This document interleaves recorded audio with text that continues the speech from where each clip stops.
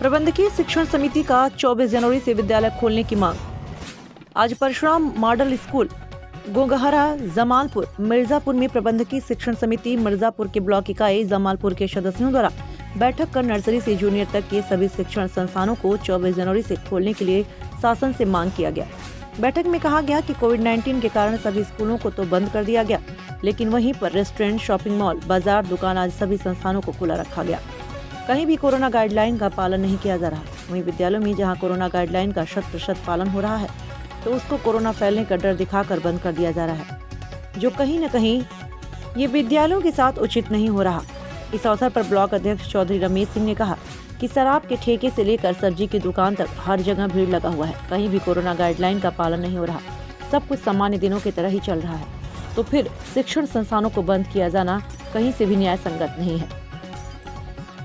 मदिरालय, सचिवालय, देवालय, शौचालय से पहले विद्यालय खोलने की जरूरत है। विपिन सिंह ने कहा कि इस कोरोना महामारी में शिक्षा को बचाने की जरूरत है, क्योंकि शिक्षा से ही सब कुछ हासिल किया जा सकता है। कोरोना की दवा भी उपस्थित सभी सदस्यों द्वारा एक स्वर में शासन से अपील किया गया कि शिक्षा के महत्व एवं बच्चों के भविष्य को ध्यान में रखते हुए 24 जनवरी से सभी शिक्षण संस्थानों को संचालन की अनुमति दिया जाए। इस अवसर पर अवधेश सिंह, अमर सिंह, अमरजीत सिंह, महेश प्रजापति आदि लोग मौजूद रहे। मिर्जापुर यूपी से ब्यूरो चीफ अमरजीत सिंह की खास रिपोर्ट। सर आपका जी भाई साहब, मैं रामराज सिंह, प्रबंधकीय शिक्षा समिति जिला कोषाध्यक्ष, वैष्णवी कॉन्वेंट स्कूल के प्रबंधक।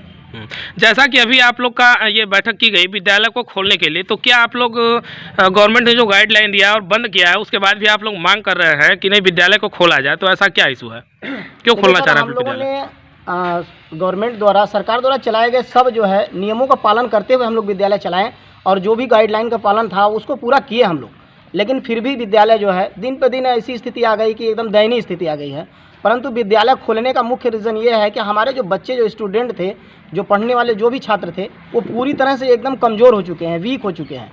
विद्यालय में बच्चों की ये स्थिति है कि जो बच्चा बड़े स्तर का था, कक्षा 5 के स्तर का था, उसको अब ये स्थिति हो गई कि जहाँ तक कि जोड़ घटाव और इस तरह से इंग्लिश की जो ट्रांसलेशन थी वो पूरी तरह से एकदम भूल चुके हैं। और छोटे बच्चों को तो पूछिए मत, छोटे बच्चों को एकदम ऐसा स्थिति हो गया कि जो क ख ग ABCD जो जानता था वो भी बच्चा एकदम पूरी तरह से नील हो चुका है। ये ऑनलाइन क्लास के विषय में आप क्या कहना चाहते हैं? गवर्नमेंट ने तो ये कहा कि भाई संचालित ऑनलाइन जो क्लासेस थी, ऐसा हमें नहीं लगता है कि किसी भी स्कूल का या बहुत अच्छे स्कूल का भी वो स्तर रहा हो तो भी ऑनलाइन का कोई प्रभाव नहीं पड़ा।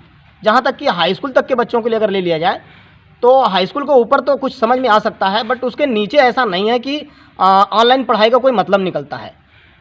इसलिए कि जो भी बच्चे हैं कक्षा 6, 7, 8 के बच्चे जो हैं ऑनलाइन ठीक है पढ़ रहे हैं, जैसा कि क्लासों में पढ़ाते हैं हम, तो भी अब किसी भी स्तर के बच्चे, आप वो हाई स्कूल तक के बच्चों को देख लीजिए, 40 मिनट का एक बैच होता है स्कूलों में, लेकिन एक बैच में क्या आप 40 मिनट पढ़ाते हुए पूरे 20 बच्चों को कंट्रोल कर सकते हैं? नहीं कर सकते हैं आप।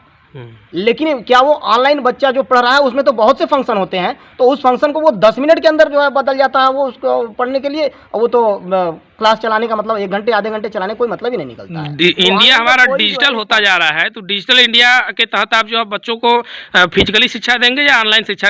ऑनलाइन शिक्षा देंगे, बट उसको सिर्फ उतने देर की जितनी उसकी ज़रूरत है। ये नहीं कि हम ऑनलाइन शिक्षा कंटिन्यू देते रहें और उसके बाद उसको क्या हो रहा है, क्या हो, इसकी कोई रिस्पॉन्सिबिलिटी नहीं मिलती है। देखिए जो है, जो फिजिकली शिक्षा है वो बेस्ट है, बट उसके आधार पे हम जो है ऑनलाइन करने के लिए बच्चे को घर पे दे सकते हैं कि इस लेवल से आप शिक्षाएं ले सकते। लेकिन ये कहिए कि हम ऑनलाइन ऑल टाइम, पूरे दिन या पूरे महीने, पूरे सप्ताह ऐसे चलाएं, ये नहीं मुमकिन है।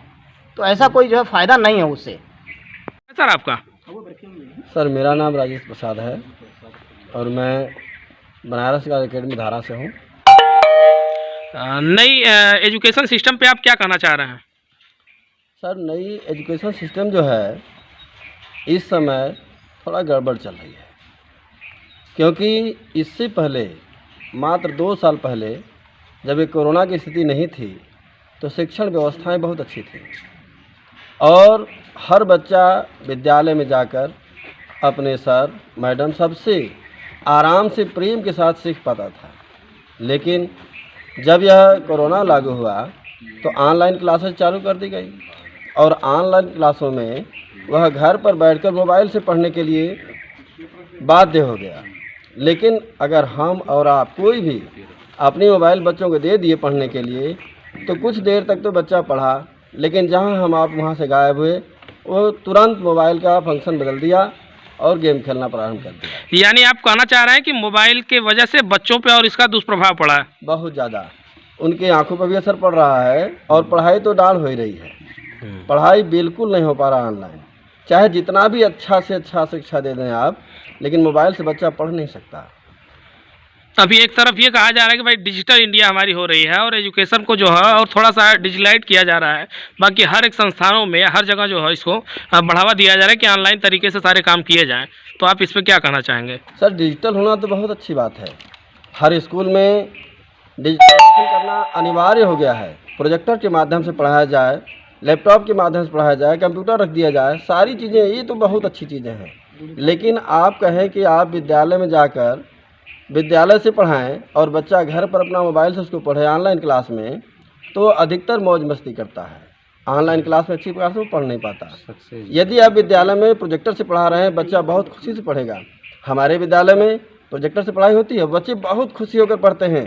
कभी कहानियाँ दिखाई जाती हैं, कभी उन्हें उसमें अच्छे अच्छे कार्टून भी दिखा दिए जाते हैं पढ़ाई के सिवाय, तो वो खुश होकर पढ़ते हैं। सुबह सुबह आते हैं तो उनके मन में यही रहता है कि जब हमारी घंटी आएगी प्रोजेक्टर वाली तो हम उसमें ये चीज़ सीखेंगे।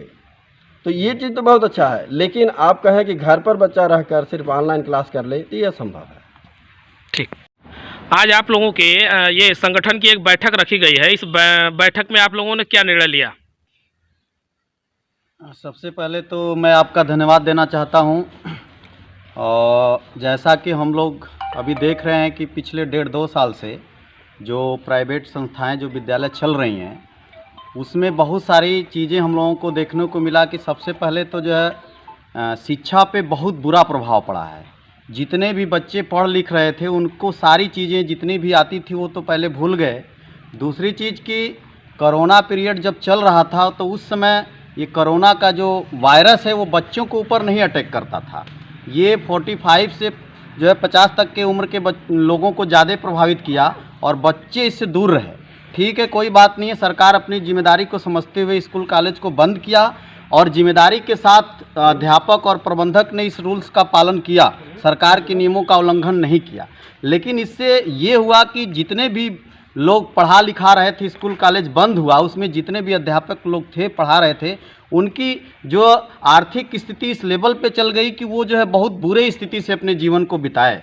और आज फिर उस स्थिति में लोग घबरा रहे हैं कि कहीं गवर्नमेंट जो है कोरोना को ला करके फिर से विद्यालय को बंद कर देगी तो आगे आने वाला स्थिति जो होगा, चाहे वो विद्यालय के प्रबंधक हों, टीचर हों, प्रधानाचार्य हैं, उनकी जो है जीवन शैली बहुत जो है खतरनाक हो जाएगी। वो रोड पे उतर जाएंगे और जो है दर दर की ठोकरें खाने के लिए मजबूर हो जाएंगे। जैसा कि कोर्ट ने यह आदेश दिया था कि भाई फीस किसी भी विद्यालय द्वारा माफ़ नहीं किया जाएगा, तो इस स्थिति में तो विद्यालय पे आर्थिक संकट का कोई वो इशू नहीं नज़र आ रहा है। नहीं सर, देखिए ये सच्चाई है कि हम लोग जैसे जो छोटे गांव देहात में जो स्कूल खुले हैं उनके तो फीस जो है हम लोग नहीं लिए, और जा कर के आप गांव में पता कर लेंगे, गांव के जो गार्जियन उनकी आर्थिक स्थिति इतनी कमज़ोर हो गई है कि जो है वो फीस दे ही नहीं पाए। और हम लोग भी उनसे ज़बरदस्ती फीस लेने के लिए कोई दबाव नहीं डाले। जो बड़े बड़े अकेडमी हैं, जो बड़े बड़े संस्थाएं हैं, जो वीआईपी तरह के स्कूल हैं, जो एक साल ही एक ही बार में जो है पूरे फीस जमा करा लेते हैं, वो दबाव बना करके फ़ीस वसूले हैं। लेकिन जो छोटे तबके के स्कूल हैं, जो 150, 100, 50, 200 रुपये महीने लेकर के गांव स्तर पे जो बच्चों को जागृत कर रहे हैं, जिनको शिक्षा दे रहे हैं, वो तो खुद ही ऐसे ही नहीं गार्जियन दे पाए फीस। हम लोग नहीं लिए हैं, ऐसा कहीं भी आप पता कर सकते हैं सर। ठीक है, आपका? मैं चौधरी रमेश सिंह, प्रबंधकीय शिक्षण समिति का ब्लॉक अध्यक्ष और संस्कार स्कूल एक डोही खुद में चलता है। और आज हम लोग कोरोना के चलते जो विद्यालय बंद हुआ है और फिर आगे खोलने के लिए विद्यालय संचालित करने के संबंध में हम लोग आज यहाँ एकत्रित हुए हैं। हमारी मांग है कि जिस तरह से प्रदेश में, देश में सारे रेस्टोरेंट, बार,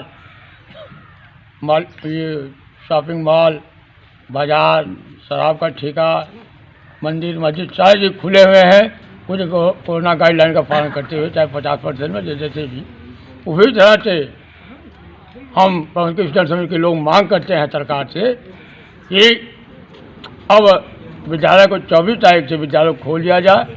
यदि ये नहीं खोलते हैं तो हम लोग ब्लॉक स्तर से लेकर जिले स्तर तक, प्रदेश स्तर तक अपने बात को पहुंचाएंगे, शासन तक पहुंचाएंगे। और कुछ और बातें मैं कहना चाहता हूं।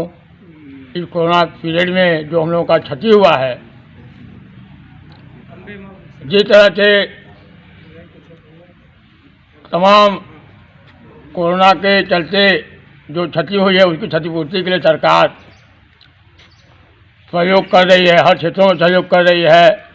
उसी तरह से हम लोग जो एक तरह से शिक्षा का बागडोर प्रदेश में उठाए हुए थे, लेकिन एक व्यवसाय भी हम लोगों का था, ये बंद हो जाने से पिछले 2 साल से हम लोगों की रोजी रोटी पर संकट आ गई है। हम सरकार से मांग करते हैं कि इस पर भी सरकार विचार करे और 24 तारीख से विद्यालय को पुनः संचालित करने का व्यवस्था सुचारू रूप से करे। किस प्रकार की बैठक यहाँ पे की गई आप लोगों की आज?